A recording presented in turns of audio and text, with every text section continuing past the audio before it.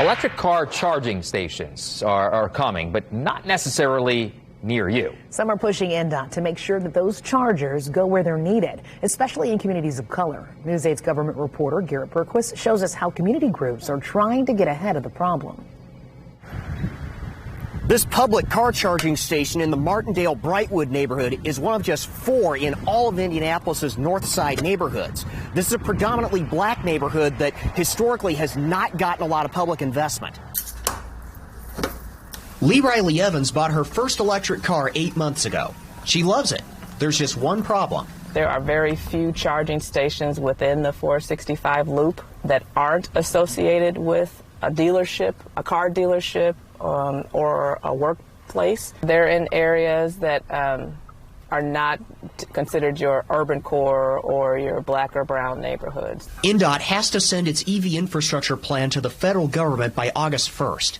It's part of the effort to build a nationwide network of at least 500,000 electric car charging stations.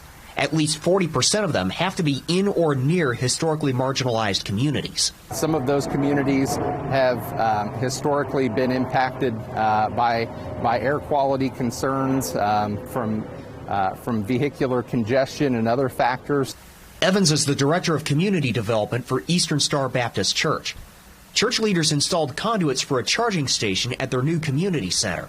She says this is one way to get the charging stations where they're needed. Having something that's close, it doesn't require going in a garage.